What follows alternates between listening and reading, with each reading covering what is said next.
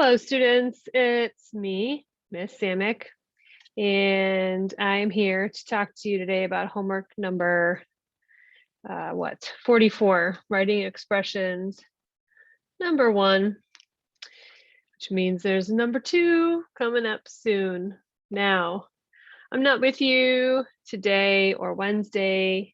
I am on campus, so if you need anything, you can stop by and see me. I am in a set of meetings all week that take me out of the classroom. So please know that you are in good hands today with Mr. Taki and on Wednesday with a special guest teacher, which many of you know, and I know you will not be disappointed. So I wanted to go over your homework with you, which is something we usually don't do in class, but I really think it's important to make sure you know what's going on with these problems. Particularly on the back. So don't put your homework in the bin yet. Let's go over it now. Do you like my background?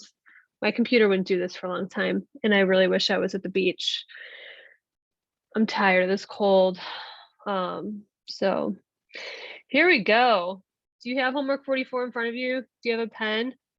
Who didn't do their homework and is just going to write on their homework now and be like, oh, I did it to begin with. I know you're out there and you won't get caught this time, but know in your hearts that God is watching. Maybe you can write me a note. Hey, Miss Samick, I didn't do it, but I did it with you on the video. And you know what? I'll give you credit still for that too. All right, now I had a couple of you stop by my office to talk about this first problem. So hopefully, Eli, where are you, Eli? Could you explain this problem for me? I know you know the answer now. Suppose a pepperoni pizza should bake 7 minutes longer than a plain pizza. If a plain pizza should bake for 12 minutes, how long should you bake a small pepperoni? Eli, what's the answer, man? Is he even there today? All right. Hopefully Eli said 19, right?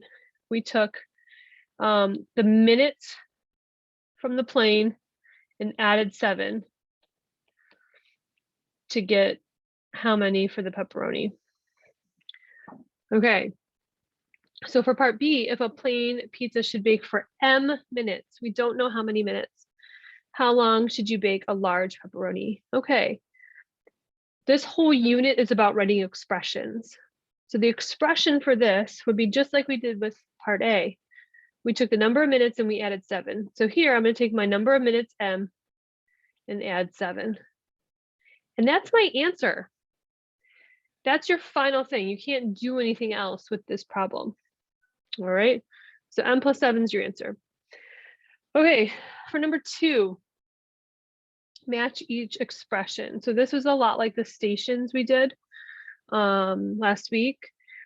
And so there were a few of you absent. So your classmates might have to help you out with this. For this problem 1, this expression, I should say, we've got something happens first, right? X means choose a number. What happens first? Well, you got to look inside those parentheses. So if I choose a number, the first thing I'm going to do is I'm going to subtract 4. So choose a number, subtract 4, and then I multiply by the -3. So I'm looking at letter B here. Choose a number, first I subtract 4, then I multiply by -3. So number 1, I would put little b. Oops, I want to change colors here. All right, so for the second one, for 2, here, what happens first? If I choose a number X, that X is right next to the -3. What operation is it if a variable is next to a number called the coefficient, JR? What operation is that when the variable is next to the coefficient? Did he say multiplication? I hope so. All right, so this one, the green one, we say choose a number, multiply by -3, and then we subtract the -4. So that one was C. So this guy, hopefully now we can say, oh yeah, subtract 3, multiply by 4, which was letter A. All right. Oops, that's not gonna work. All right, so good old Keith. Keith messed up. All right. I don't know. Do you want to pause this video and who thinks they've got a good answer for this question? Keith is writing his expression. He starts with a number, multiplies by -2, subtract 7, subtract 12. So where's the problem? George, where do you think the problem is, George? Is he right? Okay, hopefully he said that in this expression, right, the first thing that happens here would be subtract 7. But that's not what the order was. The first thing that we wanted to do was multiply by -2. So that -2 times x happens without parentheses. And then we subtract 7, and then we subtract 12. All right. This is a perfectly fine answer to this question. Explain what he did wrong. Oh, that would be the correct expression. Explain what he did wrong. Okay. He started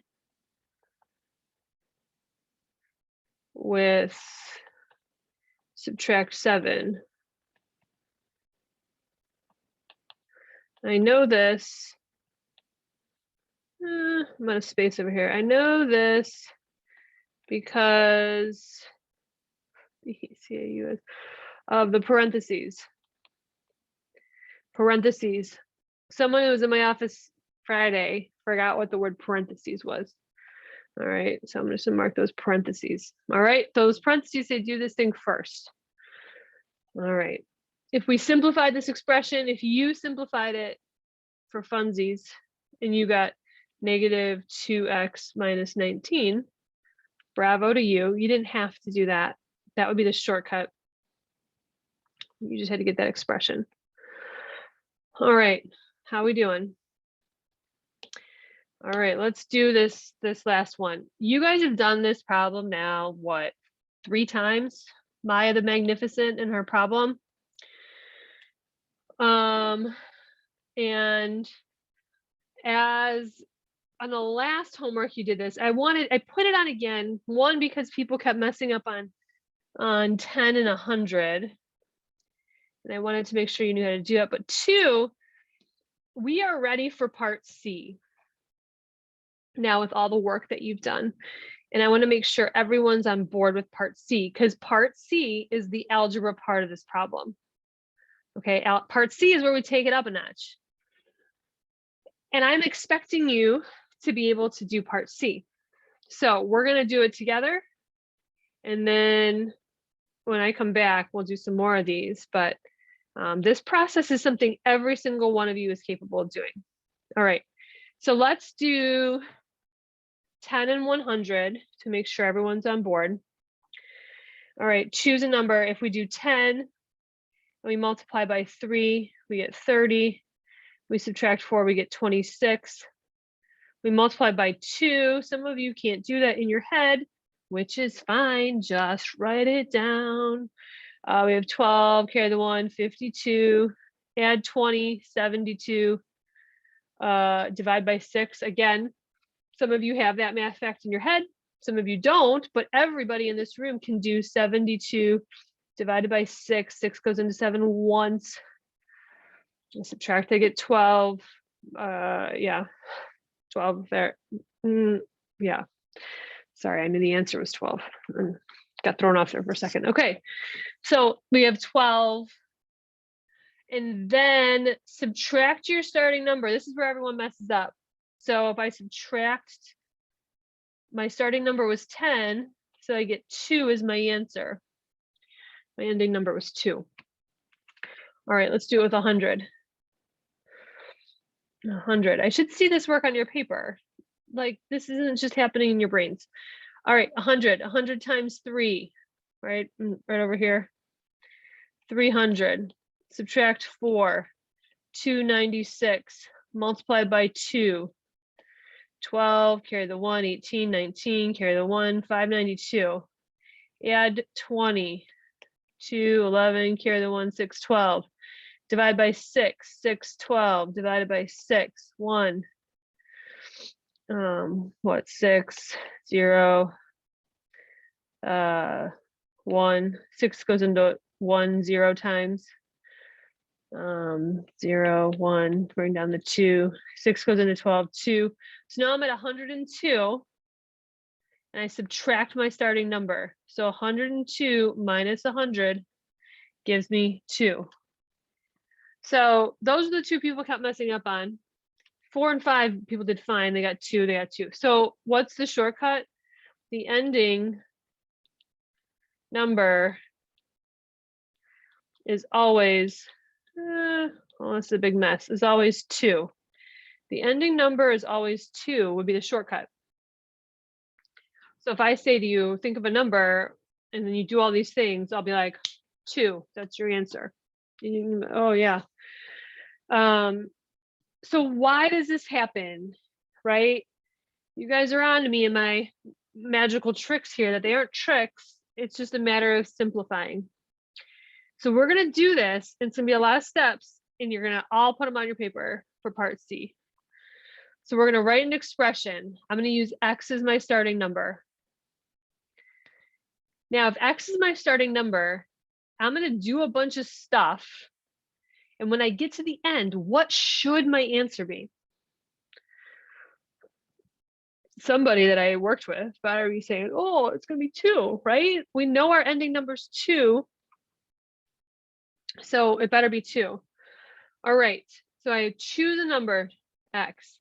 I multiply it by 3. For my friends that like to write X times 3, I'm just gonna keep pushing you. I want you to write it as 3X. So here was multiplied by 3. Subtract 4 minus 4.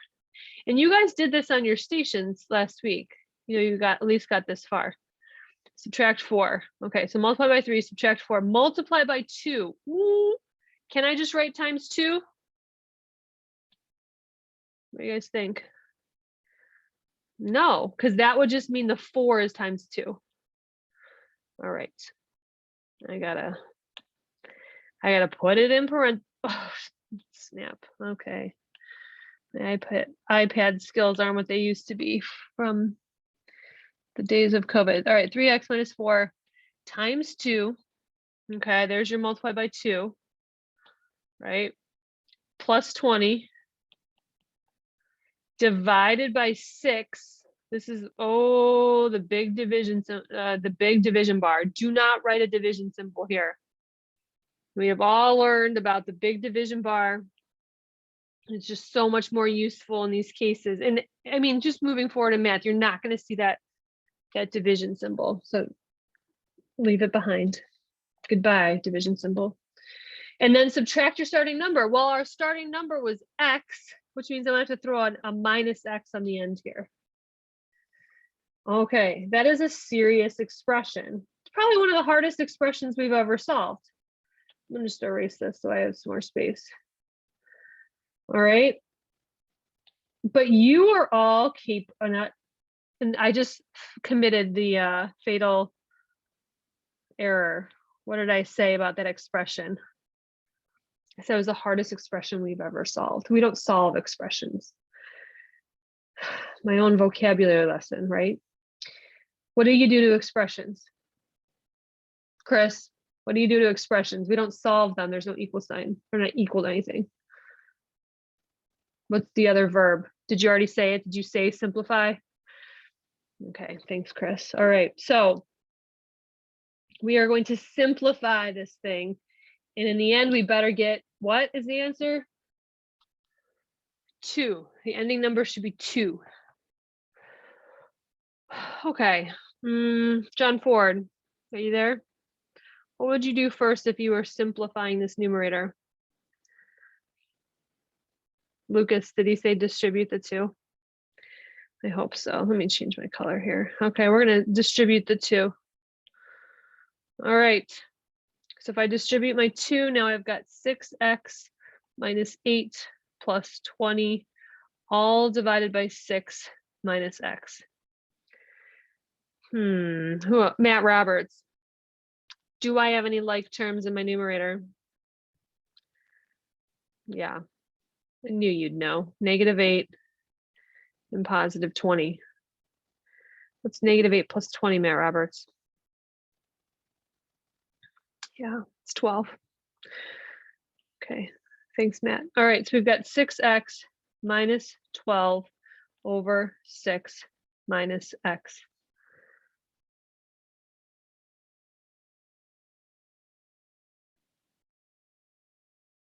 Something's not right here. Oh yeah, no, we're good. Okay.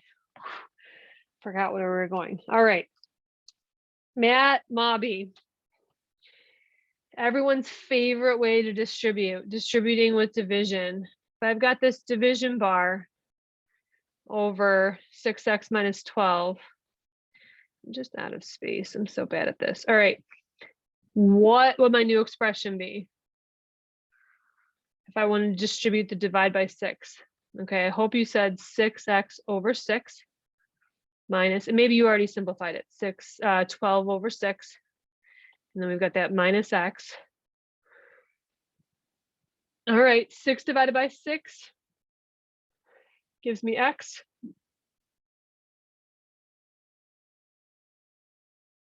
Oh, this should be a plus 12. Yeah, Roberts, you probably said plus 12, didn't you? My bad. You're right. It was plus 12. It's 9 o'clock on Sunday. I make mistakes. All right.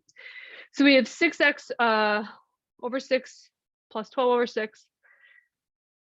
So we simplified 6x over 6 to be x. 12 over 6 is 2. We bring down the minus x.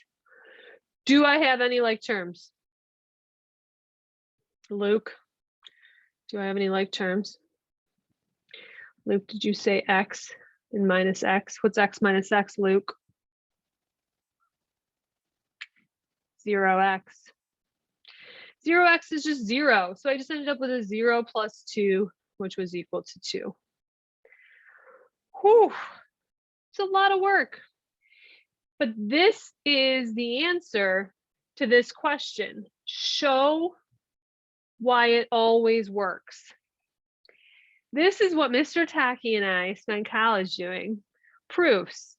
We can show that it works for any number, that for any number, when I do these things, I end up with 2. And then you gotta kind of think, like, would that be true with 0? Sometimes there's weird stuff going on. But for our case right now, this is what showing why it works means. And that's something I'm going to expect from every single one of you when we do these. All right, so at this point now, your homework should be done. You can turn it into Mr. Tacky. And then for the rest of class, we've got what? Ooh, some book work. You're going to use the green algebra books and you're going to keep working on this. And then any of you who did your quiz corrections and want to take your quiz, you could do that before you start your book work. So Mr. Tacky knows that if you don't turn in your quiz corrections, you don't get to take the quiz. You don't get to redo the quiz. All right. So be good. Finish the book work. Good luck on your quiz. And I have some homework for you, and I believe it's on MathSpace. You have to check Canvas. I should have looked that up before I made this video, but I'm pretty sure it's on MathSpace. All right, have a great day. I will see you around campus. I'll be around after school if you need anything. Bye. Oh, I have to stop. Okay, bye.